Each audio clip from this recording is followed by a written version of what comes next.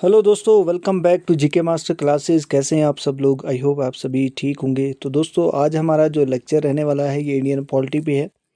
जो भी दोस्त जेके पीएसआई, जेकेपी कांस्टेबल या नायब तहसीलदार की एग्ज़ाम की तैयारी कर रहे हैं तो काफ़ी इंपॉर्टेंट सेशन होगा। हम कोशिश करेंगे यहाँ पे विद एक्सप्लेनेशन आपको चीज़ें प्रोवाइड करें, तो आप एंड तक बने रहिएगा। तो चलिए स्टार्ट करते हैं। स्टार्ट करने से पहले आपसे रिक्वेस्ट है, अगर आप पहली बार चैनल पे आए हैं तो चैनल को सब्सक्राइब ज़रूर कर लीजिएगा, और अगर आपने अभी तक प्लेलिस्ट में विज़िट नहीं किया है तो एक बार ज़रूर जाइएगा। आपको वहाँ पे एग्ज़ाम ओरिएंटेड चीज़ें वहाँ पे मिलने वाली हैं, ठीक है। तो चलिए स्टार्ट करते हैं आज का session. Which among the following is the first state to establish Panchayati Raj. यहाँ पे क्वेश्चन वही रखे हैं जो कहीं ना कहीं JK SSB के एग्ज़ाम में पूछे गए क्वेश्चन हैं, तो इम्पॉर्टेंट है। खुद भी अटेम्प्ट करिए और कमेंट सेक्शन में अपना स्कोर भी लिखिए। क्वेश्चन में पूछा गया कौन सी ऐसी पहली स्टेट है जिसने पंचायती राज सिस्टम जो है उसको इंट्रोड्यूस किया है। क्या वो राजस्थान है, आंध्र प्रदेश है, हरियाणा है या गुजरात है? ठीक है, बताए राइट आंसर। देखिए यहाँ पे जो राइट आंसर है दैट इज़ राजस्थान। राजस्थान पहली ऐसी स्टेट है जिसने पंचायती राज सिस्टम जो है, लोकल सेल्फ गवर्नमेंट जिसे कहते हैं, वो यहाँ पे स्टार्ट की गई थी। कब स्टार्ट की गई थी ये सारी चीज़ें लिखी हैं। राजस्थान एरिया वाइज भी इंडिया की सबसे बड़ी स्टेट है, तो कांस्टेबल के एग्जाम में इस तरह के क्वेश्चन पूछे जा सकते हैं। आंध्र प्रदेश पहली ऐसी स्टेट है जो लिंग्विस्टिक बेसिस पे बनी है, यानी लैंग्वेज बेस पे बनी है, तो ये भी याद रखना। यहाँ पे कुछ इन्फॉर्मेशन है जो एक्स्ट्रा इन्फॉर्मेशन है। राजस्थान पहली स्टेट है, हमने पढ़ा। और कब इसने पंचायती राज इंट्रोड्यूस किया, एग्जाम में अगर पूछा जाए, ईयर पूछा जाए, तो याद रखना 1959 में, ठीक है। और डे कौन सा था उस दिन? 2 अक्टूबर का दिन था, और 2 अक्टूबर को क्या होता है? गांधी जी का बर्थडे होता है। अब आपने कमेंट सेक्शन में लिखना है, जो डेली की तरह आपको होमवर्क मिलता है, आप कमेंट में लिखिए कि 2 अक्टूबर को यानी 2 अक्टूबर को और किसका बर्थडे होता है। महात्मा गांधी जी के साथ साथ किसी और का भी बर्थडे इस दिन सेलिब्रेट किया जाता है, ठीक है। अब और बात करें अगर हम, तो ये जो पंचायती राज है ये कौन से अमेंडमेंट में रखा गया है? 73rd अमेंडमेंट में है, जो एक्ट है 1992 में। तो जो आपका SI का एग्ज़ाम है, नायब तहसीलदार का एग्ज़ाम है या कांस्टेबल का एग्ज़ाम है, तो इस तरह के क्वेश्चन जो है आपको एग्ज़ाम में देखने को ज़रूर मिलेंगे। और 73rd अमेंडमेंट में इसको एक कॉन्स्टिट्यूशनल स्टेटस मिला था, पंचायती राज को, याद रखना। क्वेश्चन नंबर सेकंड है, who was appointed as the constitutional adviser to the constituent assembly. जो कॉन्स्टिट्यूएंट असेंबली थी उसके कॉन्स्टिट्यूशनल एडवाइज़र किसको अपॉइंट किया गया था? ऑप्शन है N Gopal Swami Ayyangar, sir BN Rao, TT Krishnamachari या मधव राव है, ठीक है। तो कौन है इसके जो जिनको कॉन्स्टिट्यूशनल एडवाइज़र बनाया गया था कॉन्स्टिट्यूएंट असेंबली का? तो वो ऑप्शन नंबर बी है, यानी S, सर जो है BN राव है, ठीक है। अब यहाँ पे इंफॉर्मेशन और भी मैंने रखी है, आप ध्यान से देखिएगा। यहाँ पे अगर एडवाइज़र की बात करें हम, कॉन्स्टिट्यूशनल एडवाइज़र या जो कॉन्स्टिट्यूएंट असेंबली के थे, सर BN राव थे। और पहले इलेक्टेड प्रेसिडेंट जो है वो कौन थे? डॉक्टर राजेंद्र प्रसाद, याद रखना। और पहले जो है टेम्परेरी प्रेसिडेंट सचिनंद सिन्हा थे, याद रखना, ठीक है। बात करें हम किसकी? कॉन्स्टिट्यूएंट असेंबली की। नेक्स्ट चलें दोस्तों, which of the following amendment of a constitution provide democracy at the grass root level. यहाँ पर सिंपल बात की गई है कि जो पंचायती राज सिस्टम है ये कौन से अमेंडमेंट में लाया गया है? दैट इज़ 73rd अमेंडमेंट, ठीक है। अब आपने बोलना है म्यूनसिपलिटी जो होती है, म्यूनसिपलिटी को कौन सी अमेंडमेंट में एक कॉन्स्टिट्यूशनल स्टेटस मिला है, याद रखना और कमेंट ज़रूर करिएगा। तो इसका जो राइट आंसर था that is option number A. I hope दोस्तों आपको वीडियो अच्छी लग रही है। अब ये एक अमेंडमेंट याद रखना, बाकी बहुत सारी अमेंडमेंट हैं जो इंपॉर्टेंट, लेकिन मैंने यहाँ पे एक लिखी है GST। जो GST इंट्रोड्यूस किया गया था वो 101 अमेंडमेंट में किया गया था, और ये फोर्स में कब आया था? 1 जुलाई 2017 को। तो ये JK SSB ने क्वेश्चन पूछा हुआ है, इसलिए मैंने यहाँ पे लिख दिया है, ठीक है। नेक्स्ट है, who was the prime minister of India during Indo पाक वार इन 1965। 1965 में जब हिंदुस्तान और पाकिस्तान का जब वॉर था, इसमें हमारे देश के प्रधानमंत्री कौन थे? क्या वो जवाहरलाल नेहरू थे, इंदिरा गांधी थे, लाल बहादुर शास्त्री थे या राजीव गांधी थे? आई होप आपने भी आंसर कर लिया होगा अभी तक, इजी क्वेश्चन है। तो ये लाल बहादुर शास्त्री थे, कब? 1965 में। ठीक है, अब मोस्ट इम्पॉर्टेंट जो पॉइंट हैं इसके रिलेटेड मैंने यहाँ पे सारे लिखे हैं। दोस्तों अगर आप पीडीएफ ये लेना चाहते हैं तो आपको व्हाट्सएप पे मिल जाएगी। आप कांटेक्ट कीजिए 9906063612 पे। आपको ये पीडीएफ बाकी सारी जो वन लाइनर कोर्स है उसके साथ आपको अवेलेबल हो जाएगी। ठीक है, जितनी भी पीडीएफ हैं ये सारी उसके साथ आपको व्हाट्सएप पे ही सेंड कर दी जाएंगी। अगर वन लाइनर कोर्स लेना चाहते हैं जेकेपी कांस्टेबल या बाकी जेकेएसएसबी एग्ज़ाम के लिए, जिसमें आपको 3200 प्लस क्वेश्चन जो है वो वन लाइनर मिलेंगे और 2500 क्वेश्चन जेकेएसएसबी के पीवाईक्यूज़ होंगे। इसके अलावा इतना ही नहीं है, आपको और चीज़ें भी प्रोवाइड की जाएंगी, जिसमें 10 मॉक टेस्ट होंगे जीके के और 7 पेपर होंगे।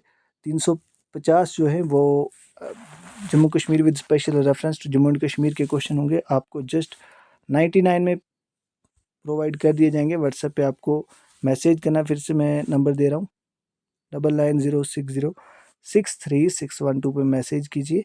मैक्सिमम बच्चों ने इसको परचेज़ कर लिया। अगर आप भी लेना चाहते हैं तो जस्ट 99 पे करिए, स्क्रीनशॉट भेजिए, सेम नंबर पे पेमेंट करके आपको ये सारी चीज़ें अवेलेबल हो जाएंगी। ठीक है, तो चलिए, क्वेश्चन था ऊपर हमने बात की थी कि जो 1965 में प्रधानमंत्री जब इंडिया पाकिस्तान का वार था उस टाइम कौन थे, लेकिन यहाँ पे और इन्फॉर्मेशन है। लाल बहादुर शास्त्री जो थे ये सेकंड प्राइम मिनिस्टर थे इंडिया के। ठीक है, ये कब से कब तक प्राइम मिनिस्टर रहे? 1964 टू 1966। ये पहले प्राइम मिनिस्टर हैं जिनकी हत्या हमारे देश के बाहर की गई थी। और कहाँ पे की गई थी, कमेंट आप ज़रूर करेंगे। ठीक है, ये देखिए यहाँ पे लिखा है he was the prime minister of India during Indo पाक वार 1965। सारे रेलिवेंट पॉइंट लिखे हैं, आपका टाइम वेस्ट यहाँ पे बिल्कुल नहीं होगा। He is the first prime minister, ये हाँ मैंने यहाँ पे लिखा है, ये पहले प्राइम मिनिस्टर हैं जो हमारे देश के बाहर जो है जिनकी डेथ हुई है। और याद रखना ये इम्पोर्टेंट पॉइंट है, इसको स्टार मार्क कर लीजिएगा। जब इंडो चाइना वार हो रहा था 1962 में, अगर पूछा जाए उस टाइम प्रधानमंत्री कौन थे, तो वो याद रखना जवाहरलाल नेहरू थे। ठीक है, अब नीचे एक और वार हुई है, इंडो पाक वार जो हुई थी 1971 की, तब कौन थे हमारे देश के प्रधानमंत्री? तो तब थी इंदिरा गांधी जी। ठीक है, तो सारे पॉइंट इंपॉर्टेंट है, स्क्रीनशॉट लेना चाहते हैं ले लीजिएगा। The original copies of the Indian constitution written in which language? हमारे संविधान की जो ओरिजिनल कॉपीज़ हैं वो किस लैंग्वेज में लिखी गई हैं? क्या वो हिंदी में है, इंग्लिश में है, संस्कृत में है, या बोथ हिंदी एंड इंग्लिश? तो इसका जो राइट आंसर हो जाएगा वो बोथ हिंदी एंड इंग्लिश में ओरिजिनल कॉपीज़ जो हैं वो लिखी गई। ठीक है, ऑप्शन नंबर डी जो है यहाँ पे राइट हो जाएगा। अब यहाँ पे हमारे संविधान के रिलेटेड कुछ इंपॉर्टेंट बातें हैं जो आपके एग्ज़ाम पॉइंट ऑफ व्यू से काफ़ी इंपॉर्टेंट हो जाती हैं। हमारा जो हैंड रिटन है ओरिजिनल कॉन्स्टिट्यूशन जो है वो किसने लिखा है? अगर एग्ज़ाम में पूछा जाए तो प्रेम बिहारी नारायण रजीदा ने। ये पॉइंट इंपॉर्टेंट है, पूछे जाते हैं, इसलिए यहाँ मेंशन है, तो आप ध्यान से करिएगा।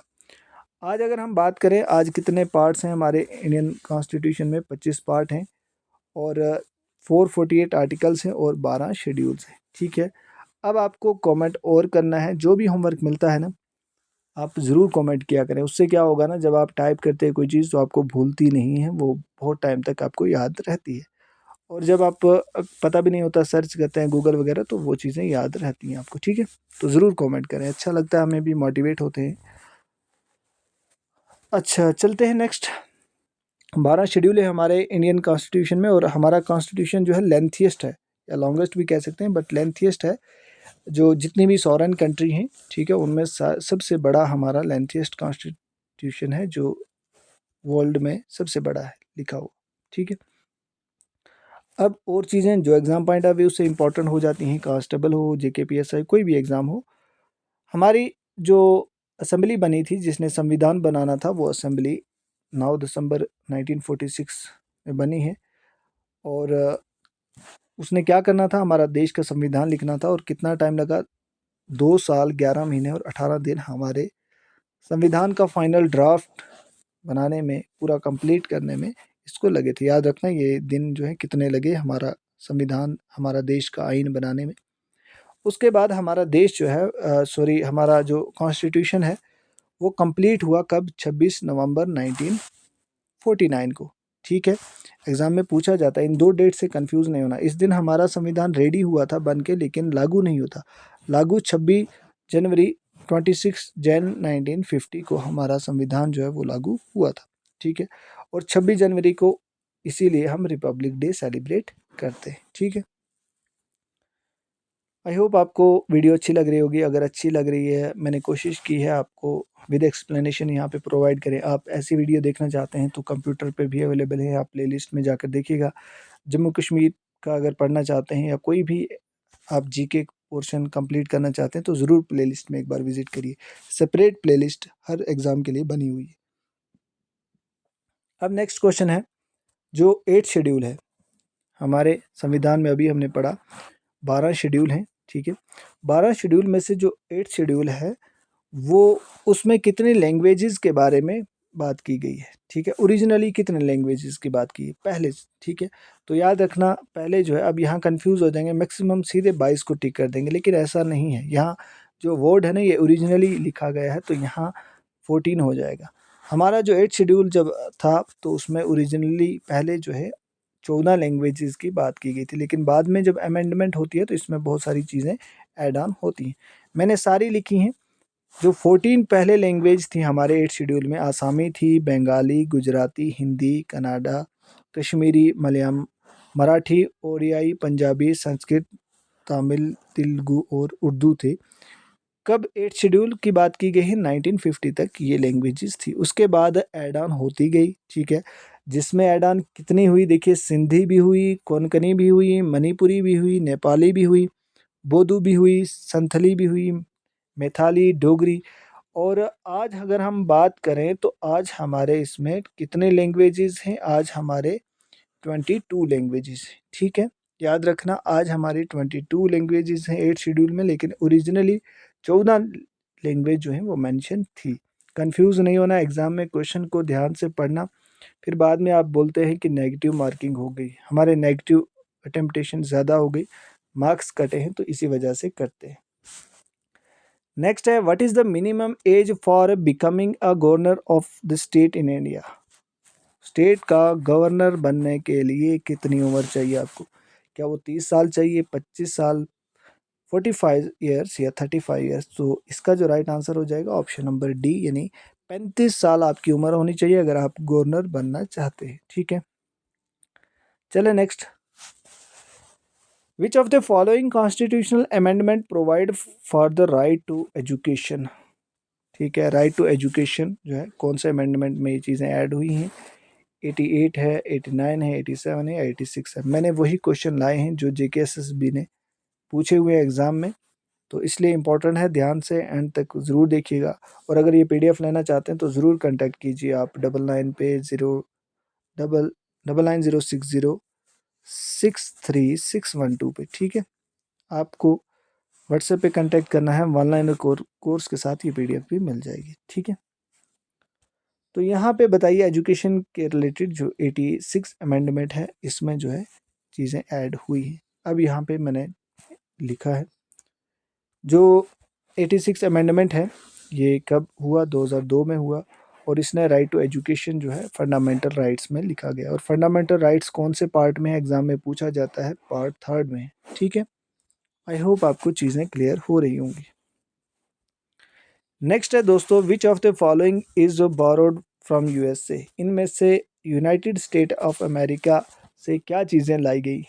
क्या writ system, fundamental rights, rule of law या कंकरेंट लिस्ट? आपको पता है ना, आपने सुना भी होगा कि हमारे संविधान को बैग ऑफ बोरोड कहते हैं, है ना। यानी हमने जो चीज़ें जिस कंट्री से अच्छी लगती गई हमने वो चीज़ें अपने यहाँ संविधान में हम लिखते गए। ठीक है, इसलिए हमारा संविधान बैग ऑफ बोरोइंग कहते हैं इसे। ठीक है, यानी सब चीज़ें हमने बाहर से लाई हैं, जहाँ से इंस्पायर हुए हम, ठीक है, वहाँ से हमने वो रूल्स ले आए। लेकिन USA की बात कर रहे हैं तो USA से हमने फंडामेंटल राइट्स लाए। और कितने फंडामेंटल राइट्स हैं आज हमारे यहाँ पे? 6 फंडामेंटल राइट्स हैं, सारे मैंने लिखे हैं, ध्यान से देखिएगा, नीचे आपको मिल जाएंगे।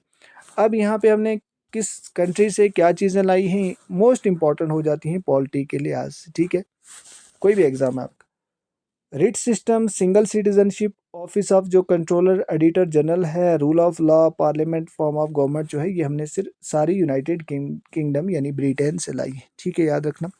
अब यूएसए से क्या लाया है?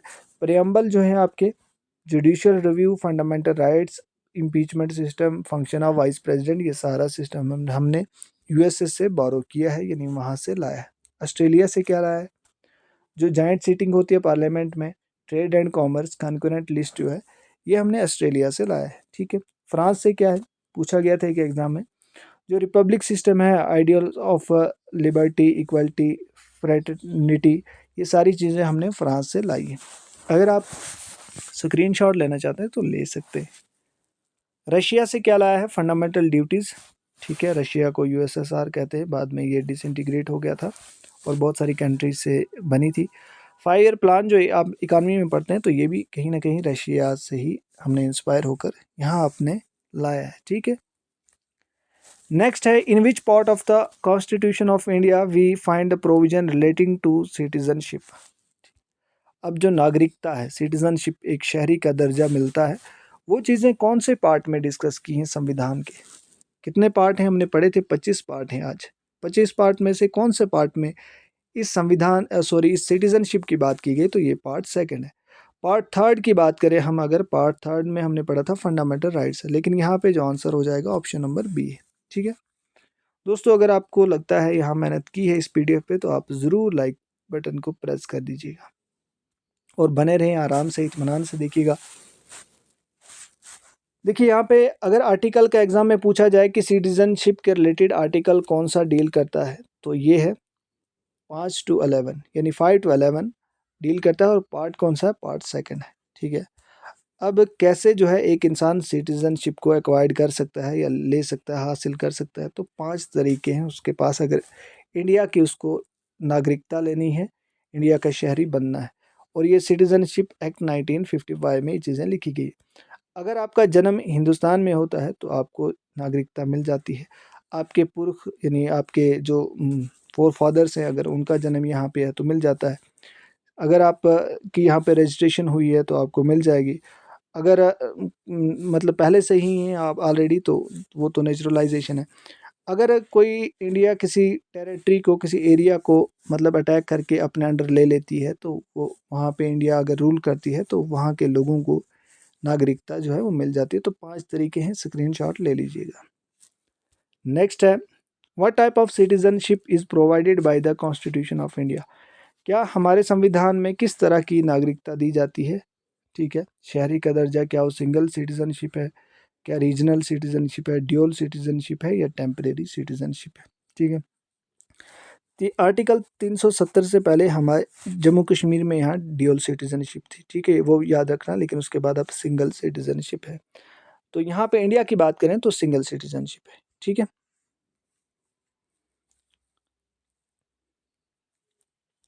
नेक्स्ट चलते हैं दोस्तों, what are the ways through which one can lose Indian citizenship. कौन सा तरीका ऐसा है अगर जिससे आपकी नागरिकता जो है वो छीनी जा सकती है? तो बताएं आप। रिन्यू रिन्यूसेशन है, टर्मिनेशन है, डिप्रिवेशन है, या ऑल ऑफ अबो है। तो ये तीनों तरह से आप जो है अपनी सिटीजनशिप को लूज कर सकते हैं। ठीक है, यहाँ पे मैंने लिखा है, और ये भी सिटीजनशिप एक्ट 1955 में ये चीज़ें मेंशन है। नेक्स्ट है, article 14 to 18 of Indian constitution deal with. जो आर्टिकल 14 से 18 है ये किसके साथ डील करते हैं? क्या right to equality, right to freedom, right against exploitation, या ऑल ऑफ द अबव। तो अगर आपने फंडामेंटल राइट्स पढ़े होंगे तो आप आंसर कर पाएंगे। ऑप्शन नंबर ए जो है इसका राइट है। अब ये यहाँ पे मैंने फंडामेंटल राइट्स लिखे हैं, जो 6 फंडामेंटल राइट्स हैं। राइट टू इक्वालिटी है, आर्टिकल कहाँ से कहाँ डील करता है देख लीजिएगा।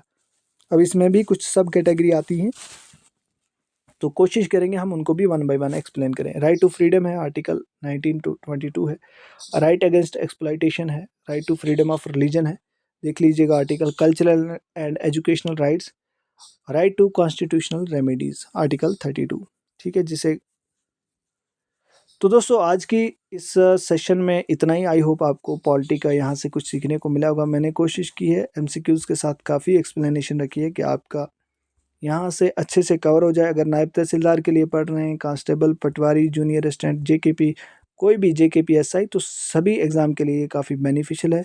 अगर आप हमसे वन लाइनर सीरीज़ लेना चाहते हैं, बहुत ज़्यादा क्वेश्चन हमने रखे हैं जिसमें आपको Jammu Kashmir, Indian GK, computer science, उसके बाद साइंस एंड टेक्नोलॉजी है, बहुत सारे जम्मू कश्मीर के हैं, GK with special reference to Jammu and Kashmir, और 2500 आपको पीवाईक्यू जेके एसएसबी के मिलेंगे, 10 आपको मॉक्स मिलेंगे और 7 प्रीवियस पेपर मिलेंगे। सारे आपको बहुत कम प्राइस में, और इसलिए है क्योंकि हर बच्चा इसको अफोर्ड कर पाता है। कोई गरीब बच्चा है वो भी ले सकता है। तो 99 में हो सकता है अपकमिंग डेज़ में प्राइस इंक्रीज़ हो। तो अभी स्क्रीनशॉट लीजिए। क्या करना है आपको, कांटेक्ट करना है 9906063612 पे। आपको व्हाट्सएप पे ही स्क्रीनशॉट भेजना पेमेंट करके, तो आपको विद इन सेकंड आपको वहाँ पे मिल जाएगा, ठीक है। रिक्वेस्ट है कॉल मत करिएगा, मैसेज करिए, वहाँ पे आपको चीज़ें मिल जाएंगी। सो थैंक्स फॉर वॉचिंग, मिलते हैं नेक्स्ट वीडियो में।